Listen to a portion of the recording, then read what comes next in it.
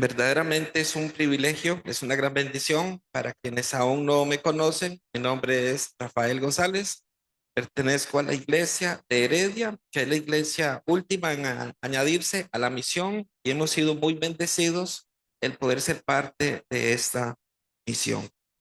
En esta mañana yo quisiera compartir con ustedes un tema que tiene que ver con la consolación de nuestro Dios, un Dios de consolación, un Dios de toda consolación. Para ello necesito em, comentarles un poquito acerca de la carta que habla de este tema y es la carta a los Corintios. La carta a los Corintios está compuesta, son dos cartas a los Corintios. Estas cartas, mis hermanos, fueron escritas por el apóstol Pablo. Una iglesia bien complicada, a pesar de que tenía muchos dones, era una iglesia que evidenciaba una inmadurez espiritual. Y es una de las iglesias que más dolores de cabeza le dio al apóstol Pablo de acuerdo a sus escritos. Y en esta oportunidad él va a hablar del Dios de toda consolación. Al finalizar esta carta, mis hermanos, ustedes podrán encontrar cómo el apóstol Pablo presenta una defensa eh, a su apostolado, porque dentro de esta iglesia se levantaron falsos maestros queriendo desacreditar la autoridad que el apóstol Pablo tenía. Algunas palabras que nosotros podemos encontrarnos en esta carta muy comunes es la palabra aflicción, la palabra debilidad, la palabra consolación, la palabra perdonar, la palabra gloria, la palabra gracias aparece 18 veces y esta palabra particularmente sufrir aparece 18 veces. Y esa es una carta muy rica y que he orado al Señor para que hable a su iglesia, para que hable a cada corazón, que no me cabe la menor duda, Dios va a traer a sus corazones quizá la fortaleza que muchos estén necesitando.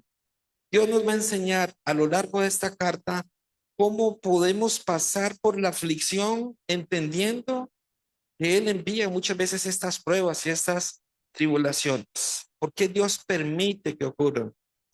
¿Cómo Dios usa la debilidad nuestra? ¿Cómo Él nos consuela?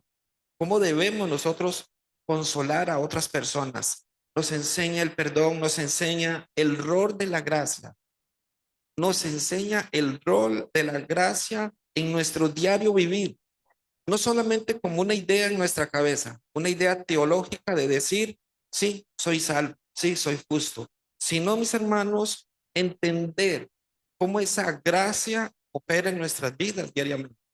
No se trata de un conocimiento solamente, no se trata de responder simplemente, se trata de entender qué es lo que Dios quiere para cada uno de nosotros. En otras palabras, nos enseña a sufrir bien, porque mis amados hermanos, todos tenemos sufrimientos, ¿sí o no?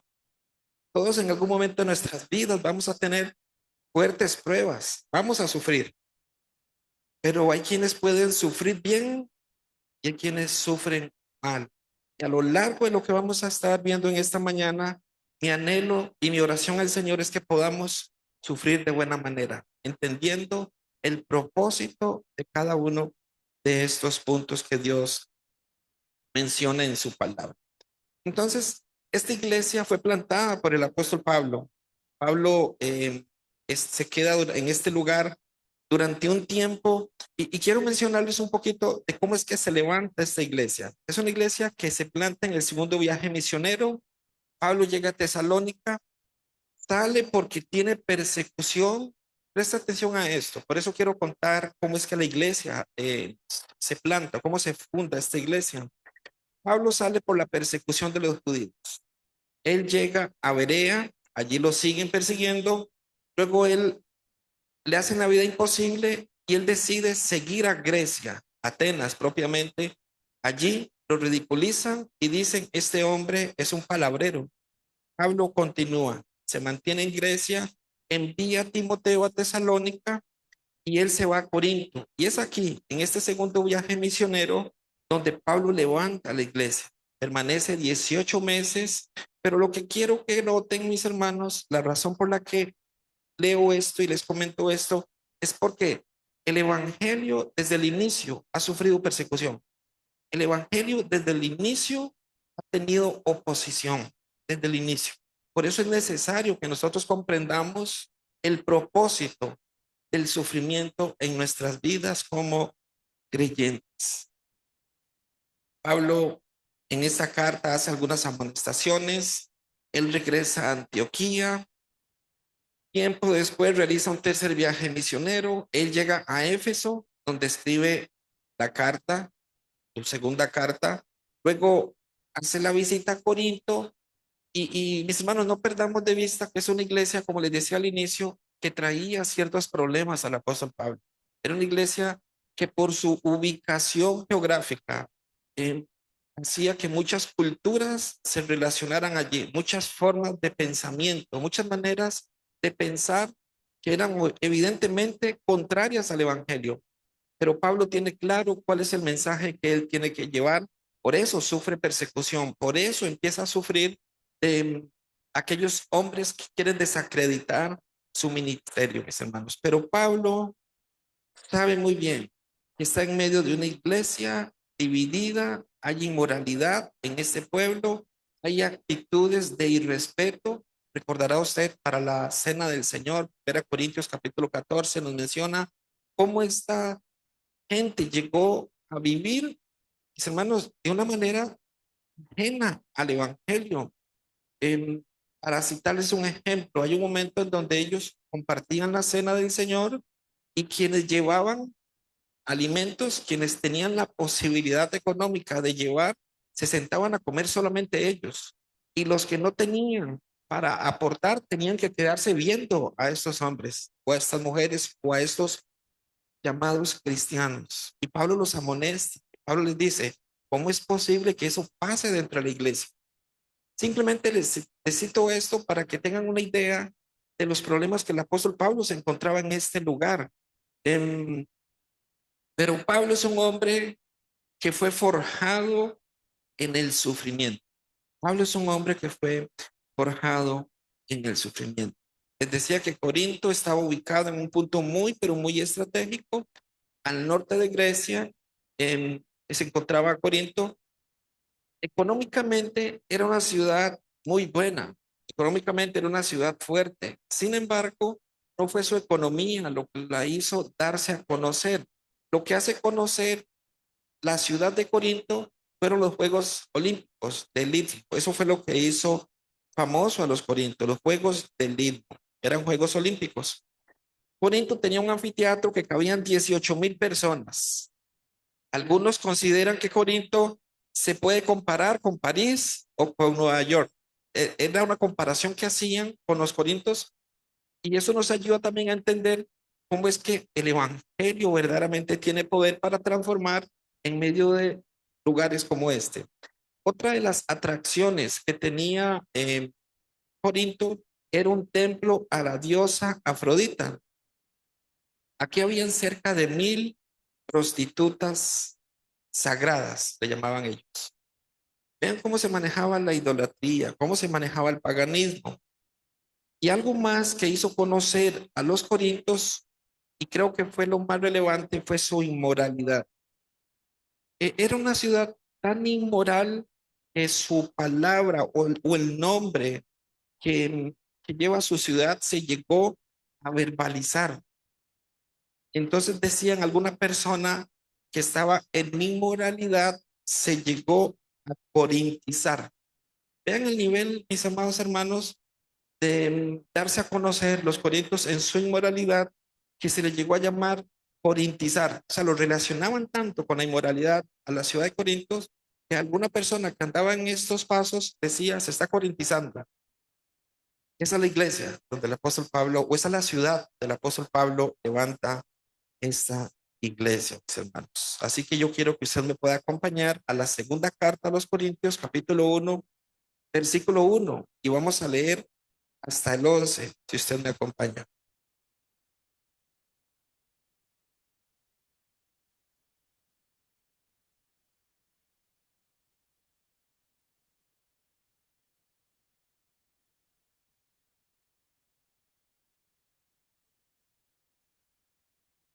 Segunda de Corintios capítulo 1, versículo 1 al 11. Pablo, apóstol de Jesucristo por la voluntad de Dios, y el hermano Timoteo, a la iglesia de Dios que está en Corinto, con todos los santos que están en toda Acaya. Gracia y paz a vosotros, de Dios nuestro Padre y del Señor Jesucristo. Bendito sea el Dios y Padre de nuestro Señor Jesucristo, Padre de misericordias y Dios de toda consolación. Ahí está el título de nuestro mensaje, el cual nos consuela en todas nuestras tribulaciones, para que podamos también nosotros consolar a los que están en cualquier tribulación por medio de la consolación con que nosotros somos consolados por Dios.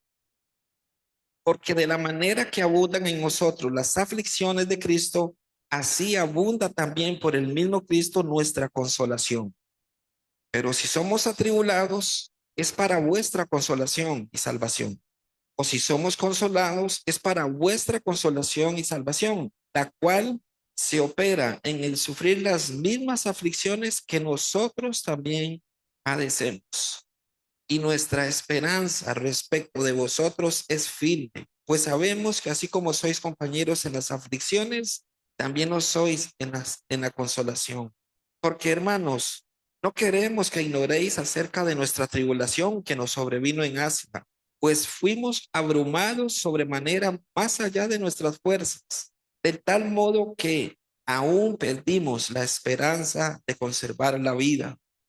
Pero tuvimos en nosotros mismos sentencia de muerte, para que no confiásemos en nosotros mismos, sino en Dios que resucita a los muertos, el cual nos libró y nos libra, en quien esperamos que aún nos librará de tan gran muerte, cooperando también vosotros a favor nuestro con la oración, para que por muchas personas sean dadas gracias a favor nuestro por el don concedido a nosotros por medio de muchos. Amén. Yo quiero que podamos ver ese versículo 1, la oración. En primer lugar, yo quiero que podamos notar esa oración que el apóstol Pablo está realizando. A veces vemos de lejos estas introducciones, pero son ricas y necesarias para nuestra vida espiritual. El apóstol Pablo se identifica. Noten que no solamente se identifica por su nombre, sino también por su oficio. ¿Lo notaron? Pablo, apóstol. No dice, porque yo quise llamarme apóstol. Él dice apóstol de Jesucristo por la voluntad de Dios. Él no solamente se identifica por su nombre, sino también por su oficio. Y no dice que es él quien se autonombró, sino que es la voluntad de Dios. Y luego él menciona a quiénes se dirige. Les recuerdo, Pablo sufre en esta iglesia. Pablo sufre mientras está levantando esta obra, mientras está pastoreando esta obra. Una vez que él se identifica, una vez que él dice quién es, ahora él se dirige. Y aquí, mis hermanos, nada más abro un paréntesis. Es importante reconocer la diferencia entre una carta y un libro. La carta va dirigida específicamente a alguien. La carta. Un libro es más general. Una carta es específica para alguien. Y aquí el apóstol Pablo en el versículo 2, perdón, en el versículo 1 al final nos dice, con, a la iglesia de Dios que está en Corinto, con todos los santos que están en toda la calle. Ahí nos está diciendo a quién va dirigida. No quiere decir esto que no tenga aplicación para nosotros, jamás. Fue dirigida en este momento específicamente por una situación específica, pero la palabra de Dios tiene el poder para que nosotros podamos traer aplicación a nuestras vidas hoy. ¿Y se entiende? Hoy tiene aplicación lo que nosotros vamos a estar compartiendo, lo que vamos a recibir de parte del Señor, tiene su aplicación para nosotros hoy. Entonces, mis hermanos, sigue diciendo el verso 2, gracia y paz a vosotros, de Dios nuestro Padre y del Señor Jesucristo. Una forma muy paulina, muy de él a la hora de saludar, pero es importante, insisto, en no perder detalles. La importancia de clarificar que esa gracia es dada por Dios. gracia y paz a vosotros. ¿De quién es la gracia y esa paz? De Dios, nuestro Padre, y del Señor Jesucristo. Gracia y paz. Mis hermanos, es esa gracia la que permite que hoy nosotros estemos reunidos acá, por ejemplo. Es esa gracia la que sacó nuestras vidas, según Efesios capítulo 2 versículo 4 y 5, en donde nos menciona que Dios es rico en misericordia por su gran amor con que nos amó, aun estando nosotros muertos en pecados, nos dio vida juntamente con Cristo. Por gracia sois salvos. Pablo tenía claro esto. Pablo sabía que era la gracia de Dios la que estaba sobre su vida y de esta manera él mismo saludaba de esta manera a las iglesias. Gracia y paz a vosotros de Dios, nuestro Padre y del Señor Jesucristo. Esa gracia que viene solamente de Dios y la paz que sobrepasa todo entendimiento que sabemos tenemos en Cristo Jesús. Hasta acá, Pablo hace una introducción. Pero Pablo ahora lo que va a hacer es hablar de la consolación que hay en Dios. Es lo que Pablo va a hacer a continuación. Deja la parte introductoria de la carta y va a presentar no solamente la consolación, sino al Dios que es el que consuela, al Dios que es amo y Señor del consuelo, mis hermanos. Es una consolación perfecta. Una consolación perfecta, es una consolación con propósito, es una consolación proporcional, y más adelante voy a explicar esto, es una consolación precisa, es una consolación con producto final. Ese es el consuelo que Dios da. Pero antes de hablar de la consolación, creo y es necesario que pueda hablar de quién es el que consuela. El apóstol Pablo lo hace de esa manera. Versículo 3. Bendito sea el Dios y Padre de nuestro Señor Jesucristo, Padre de misericordias, plural, Padre de misericordias y Dios de toda consolación. Eso es importante. Ese plural no es en vano. Padre de misericordias y Dios de toda consolación. No es de alguna, es de toda consolación. Pero quiero enfocarme en ese Dios. Pablo empieza con la palabra bendito sea el Dios, bendito. Y esa palabra bendito, mis hermanos, tiene un trasfondo de elogiar, de exaltar, de reconocer. Pablo está bendiciendo, por decirlo de alguna forma, o hablando muy bien de Dios. Por alguna razón lo está haciendo el apóstol Pablo. Esa frase, bendito sea Dios, usted la puede encontrar 3 veces en las cartas del apóstol Pablo. Em, la encontramos en Efesios capítulo 1, versículo 3. Si usted gusta buscarla, podemos leerla. Efesios capítulo 1, versículo 3. El apóstol Pablo menciona esa misma expresión. Dice así el texto de Efesios capítulo 1 y versículo 3. Bendito sea el Dios y Padre de nuestro Señor Jesucristo, que nos bendijo con toda bendición espiritual en los lugares celestiales en Cristo. Ahí la vemos. Y noten, mis hermanos, que habla de una bendición que ha llegado, una bendición, y la expresión es la misma, bendito sea Dios y Padre de nuestro Señor Jesucristo. El apóstol Pedro, perdón, también utiliza la expresión bendito Dios. Primera de Pedro, en la primera carta, el apóstol Pedro, en el capítulo 1 y versículo 3, curiosamente, el mismo capítulo 1, mismo versículo 3, pero en la primera carta de Pedro dice, bendito el Dios y Padre de nuestro Señor Jesucristo, que según su grande misericordia nos hizo renacer para una esperanza viva por la resurrección de Jesucristo de los muertos. Nos hizo renacer. Entonces, mis hermanos, quiero que podamos ver la bendición de Dios. Tiempo presente, tiempo pasado, tiempo futuro. Pablo está presentando a Dios como el Padre de misericordias. Ahora, Esa palabra Padre implica o tiene que ver con fuente o tiene que ver con origen, o el origen. O sea, podemos decir que Pablo lo que está mencionando es, Él es la fuente de toda misericordia. ¿Recuerdan cómo se conoce al diablo? El padre de toda mentira, el originador de toda mentira, la fuente de toda mentira. Bueno, el apóstol Pablo está presentando acá el contraste. Dios es el padre de toda misericordias, perdón, el padre de misericordias, plural, insisto, plural, mis hermanos, misericordias.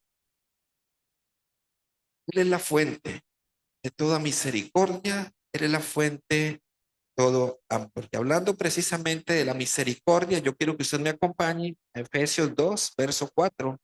Efesios capítulo 2 y versículo 4.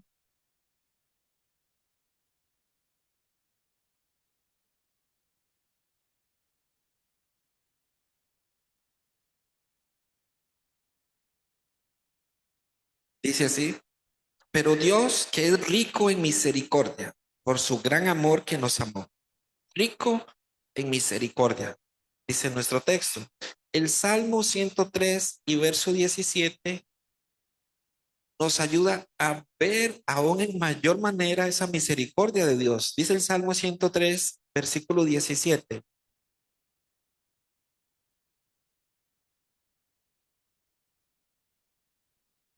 Salmo 103, verso 17. ¿Le gustaría leerlo conmigo? Amén.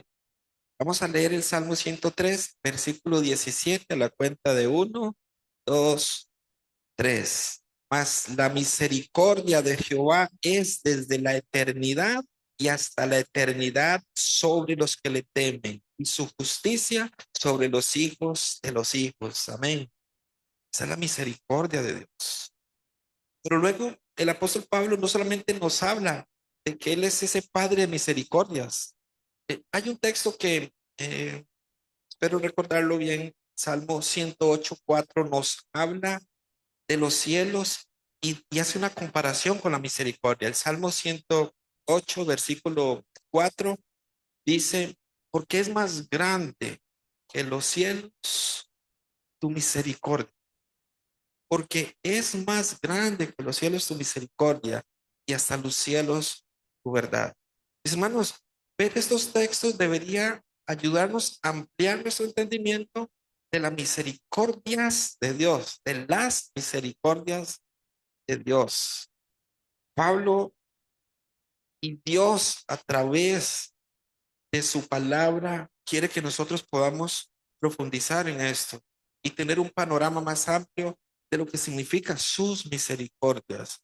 Luego ahora es presentado como el Dios de toda consolación, el Dios de toda consolación. La palabra consolación viene del original paraclesio, paracleseos. ¿Eh? Me gusta utilizar estos términos, pero es que es importante porque, mis hermanos, esto nos puede ayudar a tener una mejor definición de lo que es el consuelo de Dios, o lo que es el consuelo. Creo que a veces tenemos una idea, pero cuando a la luz de la escritura podemos nosotros ir viendo ese consuelo, hace que nuestra mente se extienda, se expanda y podamos ahora conocer más, no solamente de las misericordias de Dios, sino de ese consuelo que Él ofrece a sus hijos. El consuelo del que nos habla implica venir y estar al lado de la persona, implica aliviar el dolor de otra persona, implica venir a apoyar en medio del dolor a esa persona. Incluso implica venir al lado para fortalecer de manera que esta persona puede hacerle frente a su situación. Entonces, nuestro consolador, nuestro Dios de toda consolación, no es alguien que nos deja unas palabritas sin vida en un libro cualquiera, donde yo tengo que leerlo, meditar, reflexionar. No, mis hermanos, no, no es esa la idea que nos da. La idea de que Dios se presenta como el Dios de toda consolación es de alguien que llega a la par suya, el Espíritu Santo de Dios mismo, para animarte, para aliviar el dolor y para ayudarnos a enfrentar el desánimo, para ayudarnos a enfrentar la aflicción que podamos estar teniendo. Lo hace a través de su palabra. Entonces nosotros vamos a necesitar de alguien que nos hable en algún momento de ese perdón que Dios lo hizo con nosotros. Amarnos para que podamos amar a otros, ayudarnos para que podamos nosotros ayudar también a otros. Pablo presenta al Dios que consuela, al Dios que es Padre de misericordias. Y ahorita quiero que veamos en el versículo 4, porque es que esa consolación de la que nos habla es perfecta. Versículo 4 de nuestra carta, de nuestro texto de hoy, 2 Corintios, capítulo 1, versículo 4, nos dice, el cual nos consuela en todas nuestras tribulaciones, para que podamos también nosotros consolar a los que están en cualquier tribulación por medio de la consolación con que nosotros somos consolados por Dios. Él nos consuela toda, en toda tribulación. No es en algunos tipos de tribulación. Por eso es que es una consolación perfecta, porque viene hecha a la medida. Mis hermanos queridos, el consuelo que necesita una madre que acaba de perder a uno de sus hijos es un consuelo muy diferente al que necesita aquel padre de familia que acaba de perder su empleo. Ambos necesitan consuelo, ¿sí o no? Pero son consuelos muy diferentes. Dios dice en su palabra que Él es el Dios de toda consolación, de toda consolación. Y el consuelo que da Dios no es el consuelo de un amigo a otro amigo, es el consuelo de un padre a un hijo, es el consuelo que da un papá a su hijo. Entonces, eso es importante, mis hermanos. No es una consolación general, sino personal. Quienes están atravesando momentos económicos difíciles, ciertamente van a necesitar un consuelo, pero es muy diferente al que acaba de perder su casa, por ejemplo. Sí, sí se entiende. Una manera de ilustrarlo es la anestesia. Cuando nosotros tenemos alguna herida y nos cortamos el dedo y acudimos a la clínica, tienen que cosernos el dedo. En ese momento, el médico o el enfermero o la persona que nos atiende va a colocar anestesia para podernos coser y que no haya tanto dolor. Pero la anestesia que se coloca en una herida de 3 puntadas no es la misma que se tiene que utilizar para una persona a quien tienen que operar de apendicitis. Y tampoco es la misma para una persona que tienen que operar en donde tienen que abrir su corazón. Son niveles diferentes de anestesia de acuerdo a la gravedad de la herida. ¿Se entiende? Por eso es que Dios se presenta como el Padre de toda consolación. No es un consuelo mismo el que necesita esa persona y aquella. Son diferentes. Por eso digo que esto, mis hermanos, es determinante para nuestra fe. Entender que Dios es el Dios de toda consolación. Él es el Padre de todas misericordias. Esto nos ayuda a tener un mejor concepto de la aflicción cuando tengamos que atravesar. Dice la Escritura en el Salmo 34 y versículo 15. Yo sé que ustedes conocen este texto porque habla precisamente de un clamor. Dice el Salmo 34:15, los ojos de Jehová están sobre los justos y atentos sus oídos al clamor de ellos. Claman los justos. Clamamos, mis hermanos, nosotros como hijos de Dios. ¿Por qué clamamos? Que atravesamos pruebas, porque hay momentos donde va a haber dolor, pero tenemos una gran bendición. Y es que conocemos o debemos conocer a ese Dios que es el Padre de misericordias y Dios de toda consolación. La consolación hace creer, hace pensar a la persona que ha perdido algo material, que lo verdaderamente valioso está por venir.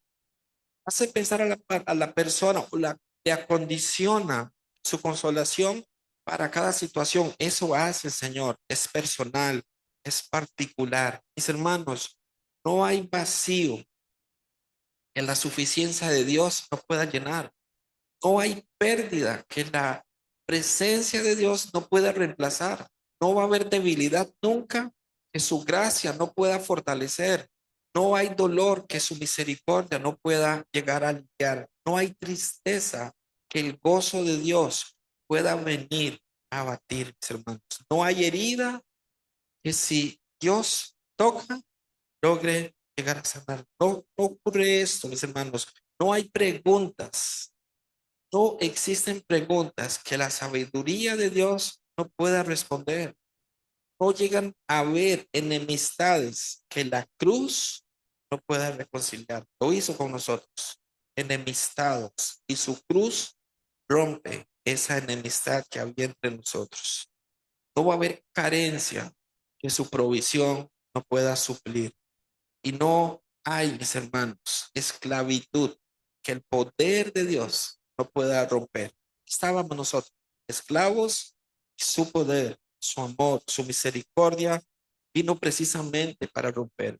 Lo que quiero decir es que no hay en el universo, no hay nada en el universo que Dios no pueda restaurar. No existe nada que Dios no pueda restaurar.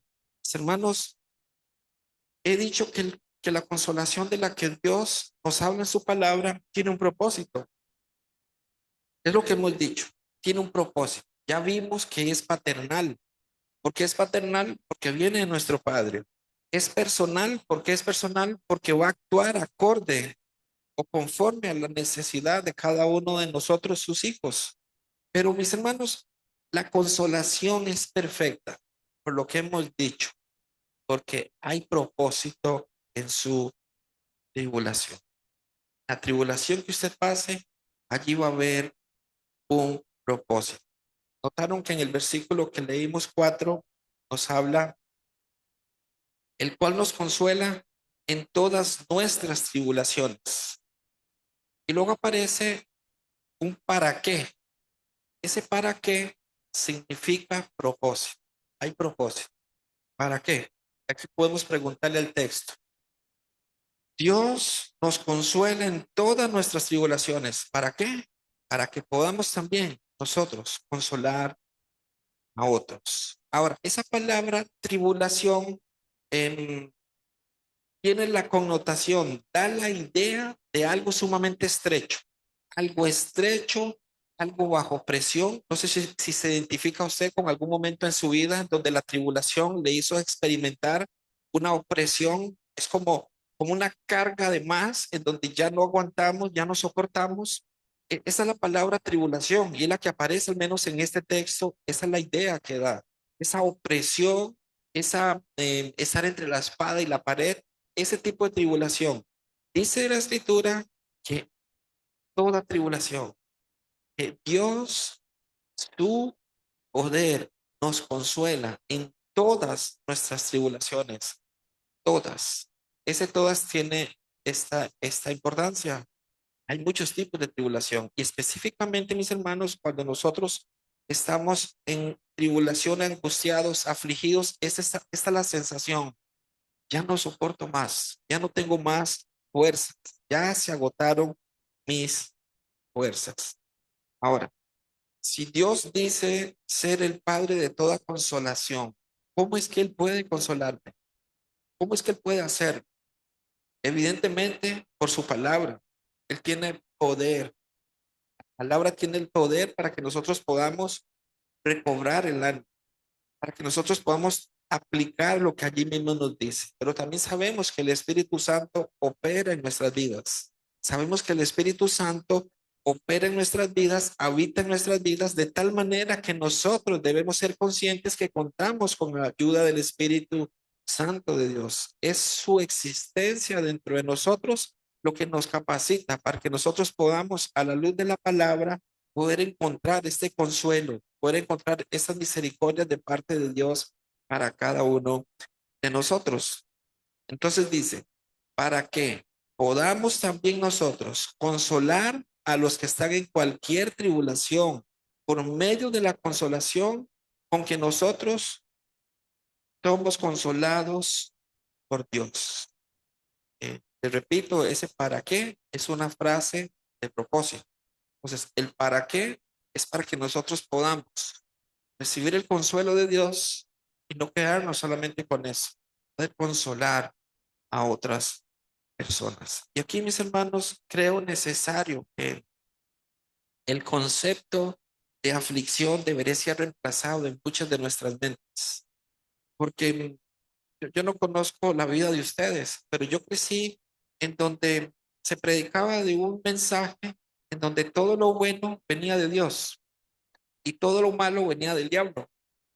Entonces usted quizá escuchar algunas frases como no recibo eso, ¿verdad? No recibo frases de un evangelio muy equivocado. Y yo he de confesar que yo prediqué un evangelio muy equivocado y no lo hice conscientemente. Solo un par de ocasiones que me vi tentado, mis hermanos, y voy a abrir mi corazón para contarles, pero del peligro que es caer en esto. En una oportunidad, siendo pastor falso, debo ser claro con eso porque no predicaba el evangelio, se me dio la oportunidad de pastorear una iglesia falsa. No lo sabía en ese momento, pero estaba en esa iglesia. Y recuerdo, mis hermanos, era tan fácil manipular. Se los digo de corazón y con vergüenza. Era tan fácil porque habían dos personas que tocaban un instrumento llamado chofar, el cuerno. Entonces, yo sabía que cuando ellos sonaban el chofar, muchos empezaban a quebrantarse. ¿Verdad? Utilizar una palabra eh, evangélica, ¿verdad? Muchos se quebrantaban con esto. Y yo recuerdo, mis hermanos, que yo coordinaba con ellos. Y yo les decía, en tal momento vamos a apagar las luces. Y en ese momento ustedes van a sonar el chofar. Y yo le decía al sonidista, y usted ponga esta canción. Les confieso, era algo emocionalmente asombroso lo que pasaba. La gente se caía, empezaban a llorar. Era algo que cualquier persona decía, qué poder de Dios más grande. Pero yo salía de esos cultos, yo sabía que no había sido Dios. Sabía que yo fui quien manipuló el culto para que se diera de esa manera. Entonces fueron frustraciones con las que yo viví, mis hermanos. Fueron momentos en donde hoy hago esta confesión con la gran bendición de que sé el Señor me rescató a mí de ese camino tan perverso en donde hoy hay muchas personas metidas. Pero frases como te está yendo mal porque está en pecado, te está yendo mal porque no está trayendo suficiente ofrenda. Esa es muy peligrosa y se da hoy todavía. Hermanos, son manipulaciones que si no tenemos el conocimiento de la palabra de Dios, fácilmente podríamos nosotros caer en esas trampas que Satanás trae una y otra vez. Una y otra vez él trae. Dios asegura en su palabra que él trae un consuelo y que la aflicción es parte del diseño del ser humano. Esto choca con quien predica un evangelio muy diferente. Esto es chocante porque decir que la aflicción es parte del diseño de Dios no genera muchos amén, no genera aplausos, no provoca. Pero cuando comprendemos la importancia de por qué necesitamos atravesar la aflicción, ahí sí va a generar amén, y va a generar esperanza, y va a generar una fortaleza interna en cada uno de nosotros. Pablo dice entonces en este texto, el cual nos consuela en todas nuestras tribulaciones, para que podamos también nosotros consolar a los que están en cualquier tribulación, por medio de la consolación con que nosotros somos consolados por Dios. Somos consolados por Dios. La aflicción tiene propósito. La aflicción tiene un propósito. Mis hermanos, nuestras vidas no están en la suerte. Nuestras vidas no están en manos de la suerte. La suerte no tiene la capacidad de pensar ni de sentir por mí. Si la suerte es quien dirige la vida, qué mal. Estaríamos sumamente perdidos. Hay tres formas de pensar respecto a las aflicciones, con respecto a la vida, respecto al futuro. Una de ellas es pensar que la suerte es la que guía el futuro nuestro. Pero como les dije anteriormente, pensar esto es muy iluso. Que la suerte lo acompañe. Suerte no tiene esa capacidad. Por otro lado, alguien podría pensar que el futuro está en manos de otra persona y su futuro está en mis manos y el mío en sus manos.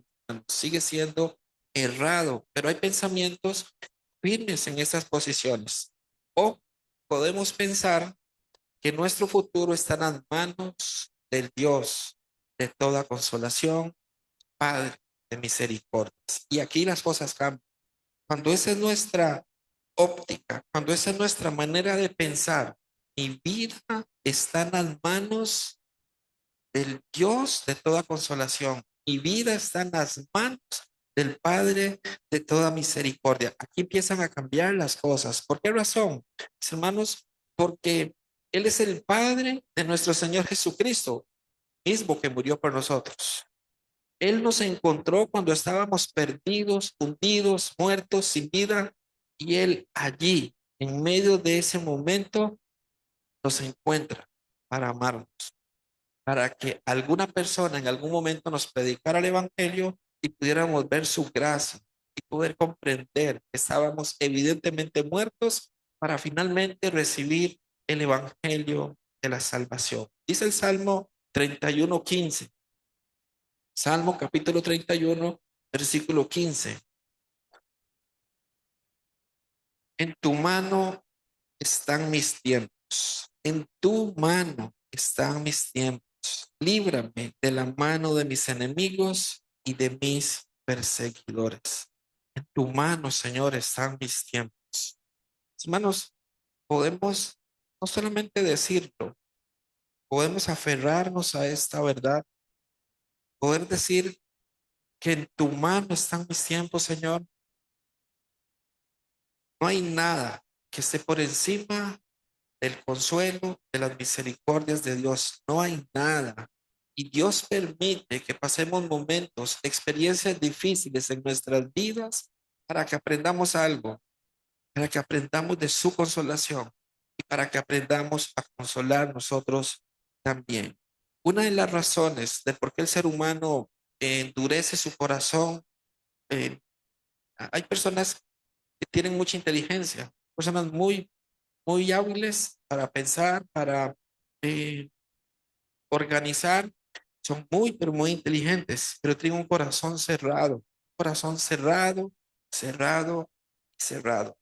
Y es allí donde Dios muchas veces manda aflicción, porque mis hermanos, la aflicción ablanda cualquier corazón. La prueba, la tribulación, Dios la usa para que el corazón sea ablandado. Y cuando un corazón es ablandado, allí empieza a aprender el consuelo de Dios. Allí empieza a aprender de las misericordias de Dios. No es solamente el consuelo de Dios, la frase que dice, lo siento, sino que es quedarse al lado. Ese es el consuelo de Dios. Nosotros quizás estamos acostumbrados a consolar a otros diciendo, lo siento mucho, una frase, pero el consuelo de Dios es, aquí estoy a la par suya, que necesite, voy a caminar con usted, voy a estar con usted. Es muy diferente el concepto del consuelo de Dios al consuelo que muchas veces tenemos nosotros en nuestras ventas. Alguien escribió en una oportunidad la siguiente frase y me gustó, por eso quise traerla. Dice, yo dudo que Dios pueda usar a un hombre grandemente a menos que haya sido quebrantado grandemente. Queremos que el Señor nos use grandemente, sí, amén. Bueno, tenemos que también aprender, debemos ser quebrantados grandemente. En el quebranto, mis hermanos, hay heridas y su mano poderosa trae sanidad para que las cicatrices nos lleguen a recordar quién fue el que nos sanó. ¿Ven por qué es importante la aflicción, la tribulación, las heridas? No es el diablo que las manipula, es Dios el que se encarga y tienen propósito. Insisto con esto, hay propósito en cada una de las pruebas. La vida nos endurece, sí, pero las pruebas de Dios ablandan nuestro corazón. Ese es el diseño de la prueba de Dios. Debemos aprender a sufrir bien. El mismo calor que derrite la cera es el mismo que endurece el ladrillo. Hermanos, es la prueba. Somos formados a través de la prueba. Y la manera de que podamos ser una cera derretida es en medio del calor, sufriendo bien. Ahora bien, mis hermanos, leo nuevamente ese versículo 4, el cual nos consuela en todas nuestras tribulaciones, para que podamos también nosotros consolar a los que están en cualquier tribulación por medio de la consolación con que somos, con, por medio de la consolación con que nosotros somos consolados por Dios. Entonces, la razón número uno por la que Dios permite la aflicción es para consolarnos y para que aprendamos a consolar. Hasta aquí hemos visto la misericordia del Padre, consolación perfecta, una consolación paternal, física y espiritual. Es una consolación personal, siempre viene con propósito, siempre viene con propósito, es precisa para cada ocasión. El versículo 5 nos dice, porque de la manera que abundan en nosotros las aflicciones de Cristo, así abunda también por el mismo Cristo nuestra consolación, nuestra consolación, los sufrimientos de Cristo, los sufrimientos de Cristo, mis hermanos. Él sufrió en la cruz, ¿cierto? Él sufrió, el creyente tiene que seguir un camino similar al de Cristo de sufrimiento y vamos a sufrir.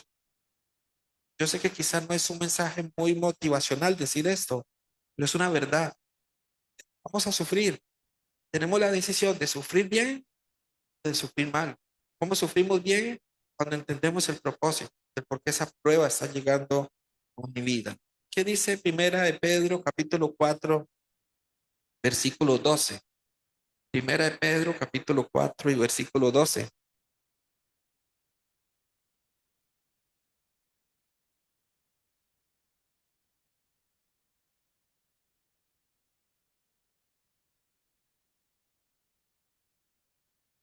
Dice así, amados, no os sorprendáis del fuego de prueba que os ha sobrevenido, como si alguna cosa extraña os aconteciese, sino gozaos por cuanto sois participantes de los padecimientos de Cristo, para que también en la revelación de su gloria os gocéis con gran alegría.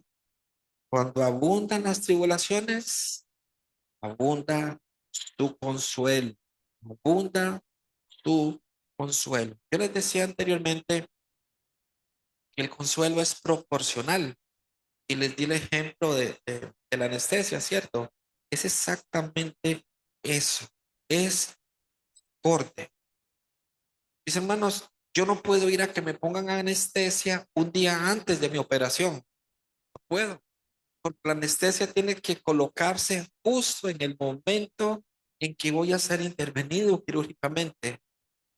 Hay muchos que dicen, yo no podría soportar eso. Yo no sé cómo hace esta hermana para haber soportado la muerte de su hijo, por ejemplo. Claro, usted no lo entiende porque usted no está pasando por esa prueba. Pero esta hermana que está pasando la prueba, Dios está colocando el consuelo que necesita en el momento justo y preciso. Por eso es que es perfecta la consolación de Dios, hermanos. Muchos dicen, ¿cómo hacen ellos para dar la vida? ¿Cómo es posible que fueron a predicar el evangelio y murieron por la persecución? Murieron. Yo no podía, quizá alguno puede estar pensando ahorita, hermano, quizá el Señor le capacite. Si Dios tiene ese propósito para usted, en el momento de la prueba, Dios va a dar el consuelo que se necesita en ese momento justamente. Ese es nuestro Dios, el Dios de toda consolación, el Padre de toda misericordia. Versículo 5, sigo leyendo, porque de la manera que abundan en nosotros las aflicciones de Cristo, así abunda también por el mismo Cristo nuestra consolación. ¿Lo ven? Más prueba, más consolación. Él da gracia, Dios da gracia.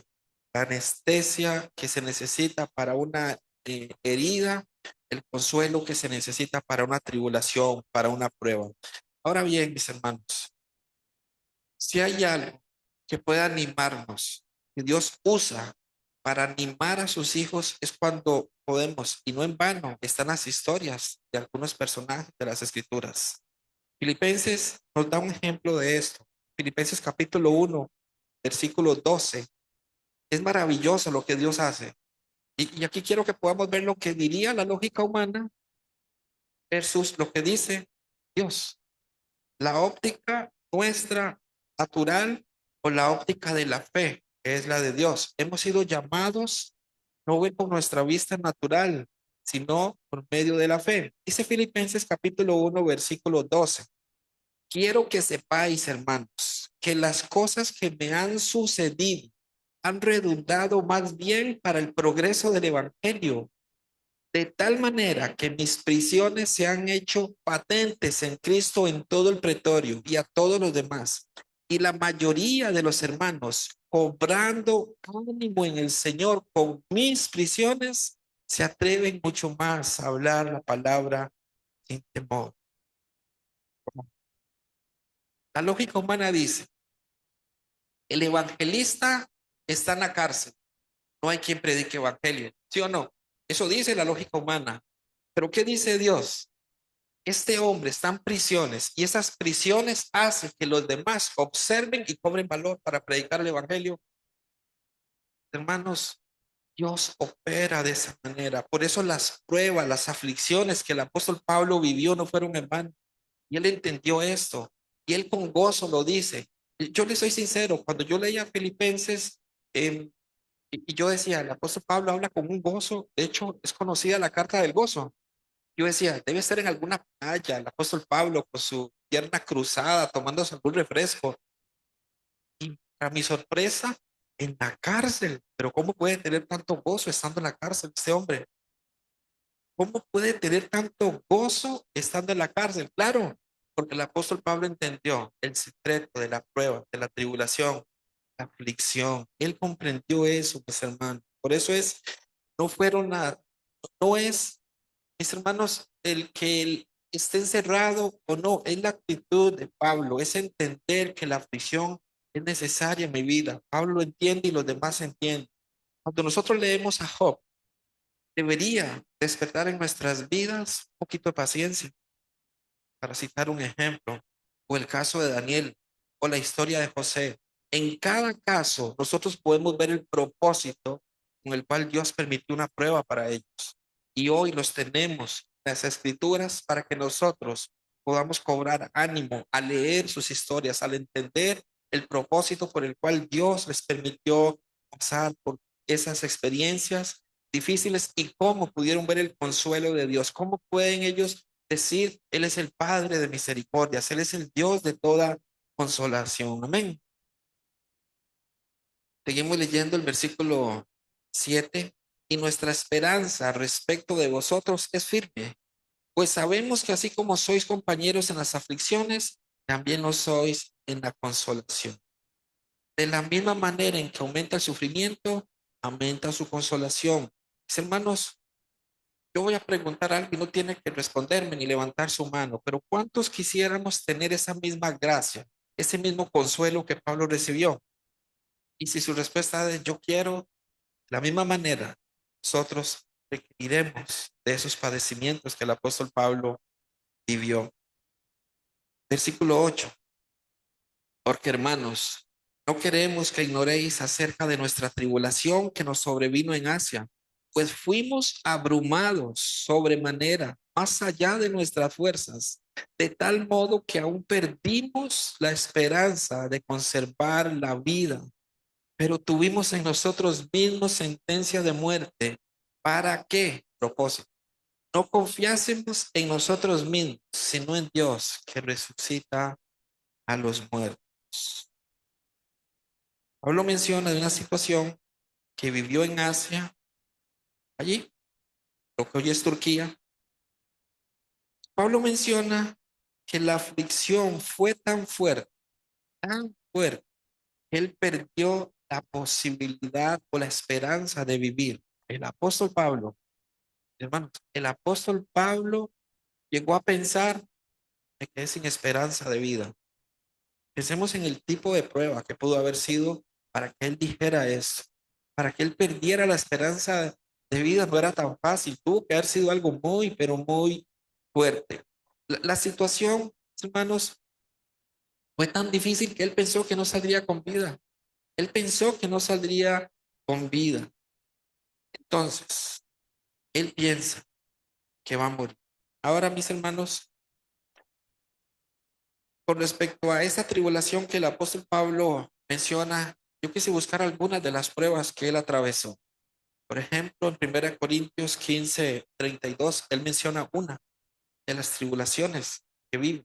1 Corintios capítulo 15, versículo 32, dice así el apóstol Pablo en esta carta: y como hombre batallé en Éfeso contra fieras, ¿qué me aprovecha?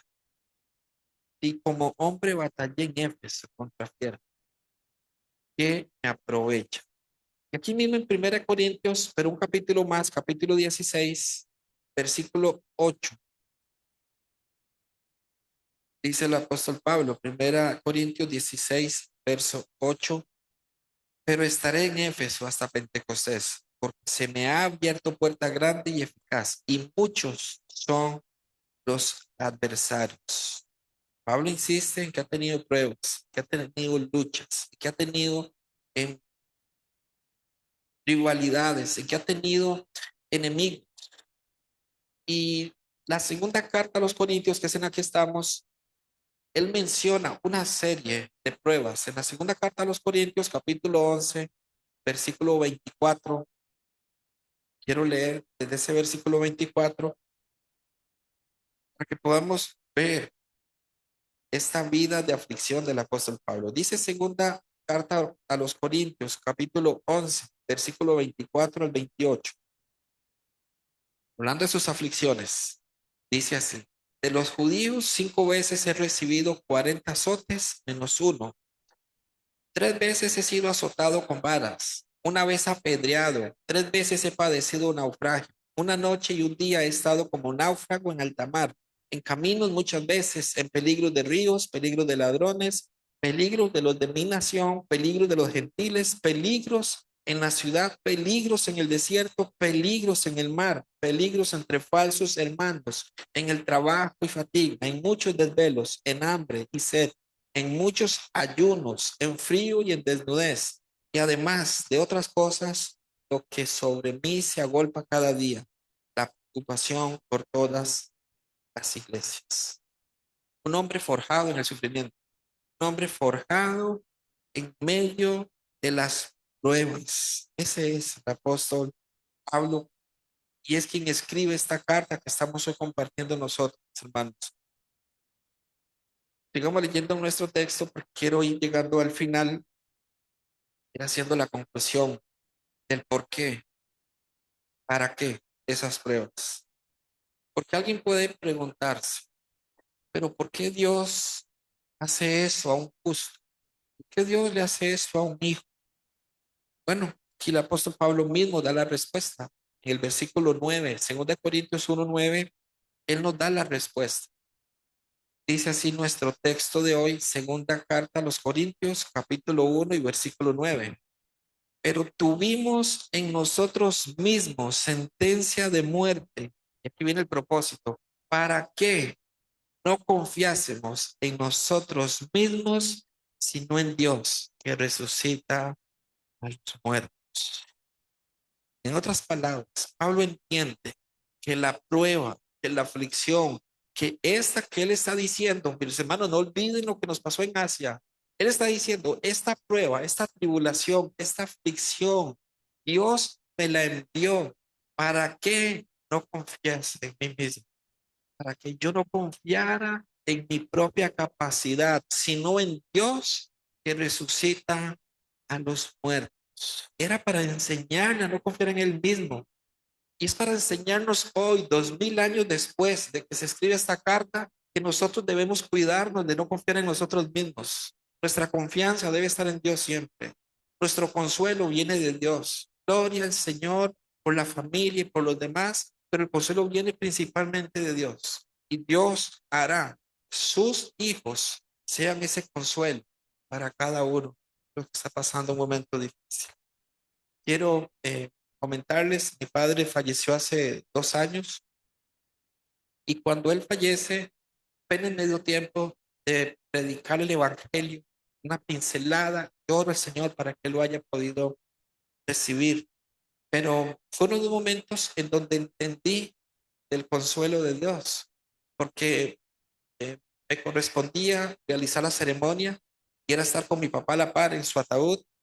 Y yo decía, yo no voy a tener las fuerzas para poder realizar esa ceremonia. Pero mientras yo estaba esperando el momento de la ceremonia, cada hermano, cada hermana, cada abrazo que yo podía recibir era como si Dios me estuviera diciendo, aquí está mi consuelo, aquí está mi consuelo.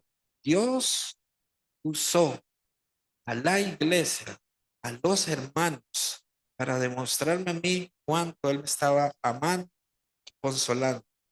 Pero a veces, mis hermanos, se nos olvidan estas cosas. A veces nosotros cerramos nuestra mente y no vemos con la amplitud que debemos ver esa misericordia y ese amor de Dios. Es como aquel hombre que va a un centro comercial y está lleno y tiene una reunión y va tarde y él dice, Dios, por favor, si realmente existes, es una historieta, por supuesto.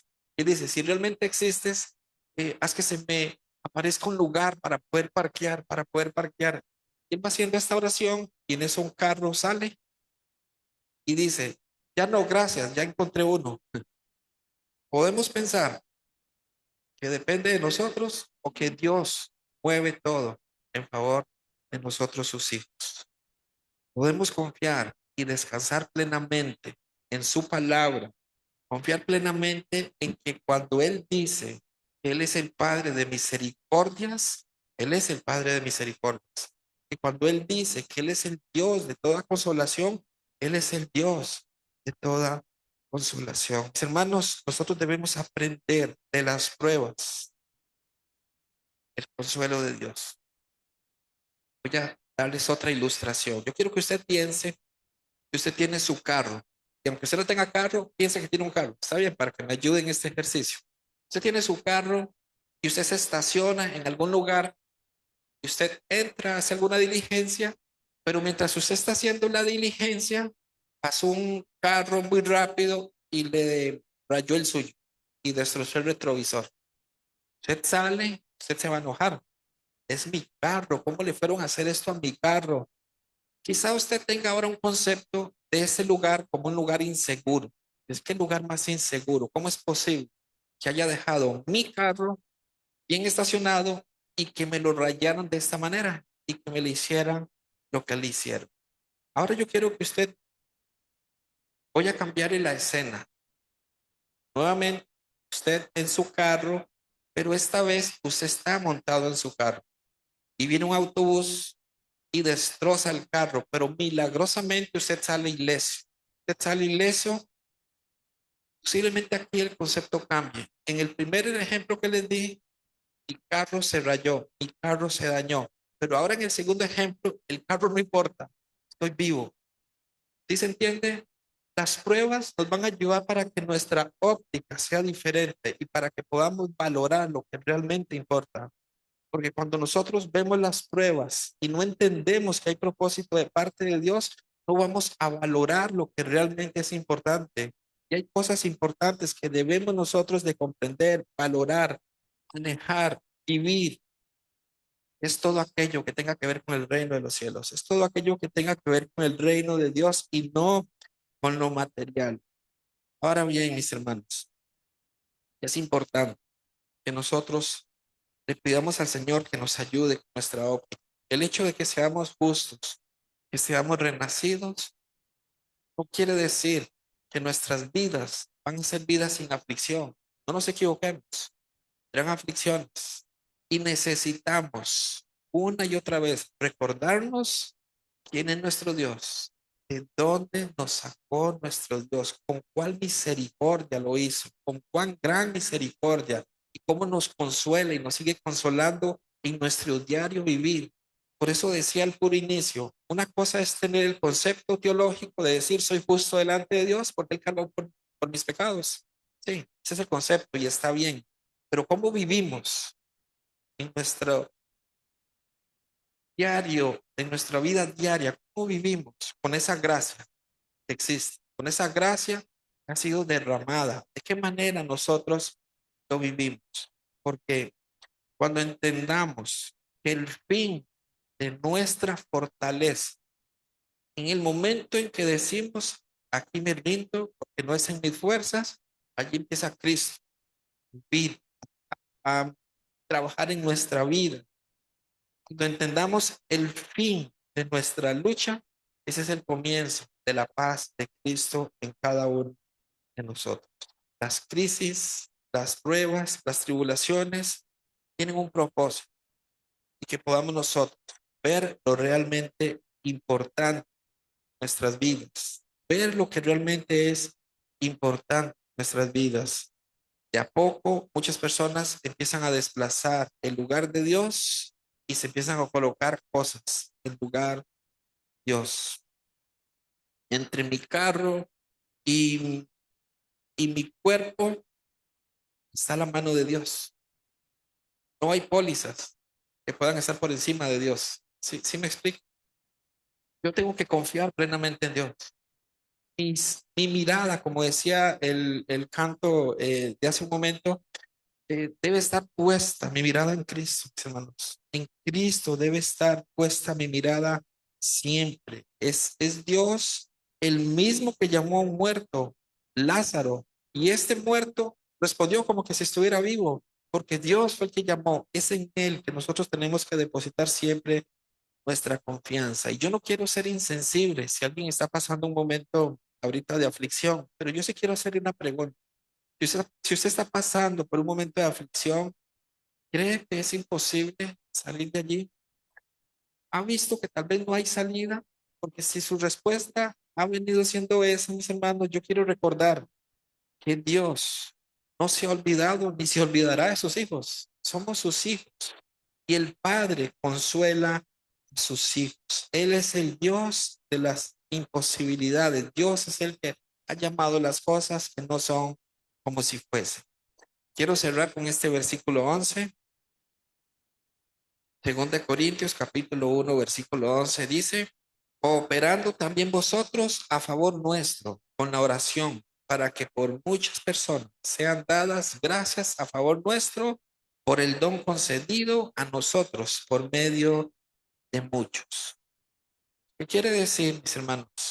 Cuando nosotros vivimos en comunidad como misión, palabra de vida, donde mis sufrimientos son tus sufrimientos, tus sufrimientos son mis sufrimientos. Cuando compartimos estas vivencias, las oraciones aumentan. Cuando conocemos los sufrimientos de los hermanos, aquí las oraciones aumentan, empiezan a aumentar las oraciones y esas oraciones van a generar que haya más respuestas. Y cuando hay más respuestas, va a haber mayor gratitud.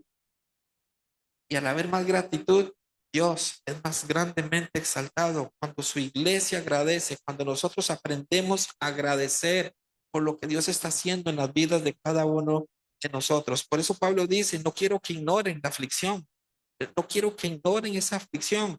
Y en este verso 11 dice, cooperando también vosotros a favor nuestro con la oración, para que por muchas personas sean dadas gracias a favor nuestro por el don concedido a nosotros por medio de muchos. Conocer nuestros sufrimientos va a hacer que las oraciones aumenten. Y si las oraciones aumenten, vamos a escuchar más respuestas, más testimonios de lo que Dios hace en medio de esas pruebas y vamos a ser más agradecidos con Dios siempre. Las oraciones, Pablo está diciendo, las oraciones de ustedes cooperan con las oraciones nuestras. Y estas oraciones traen respuestas que generan gratitud. Aquí resumo, mis hermanos. Las tribulaciones son necesarias para que podamos ser consolados por Él y aprendamos a consolar a otros. Para que aprendamos a no confiar en nosotros mismos. Para que aprendamos a confiar en Dios. Debemos aprender a confiar en Dios siempre, siempre. Amén. Vamos a orar. Amado Señor,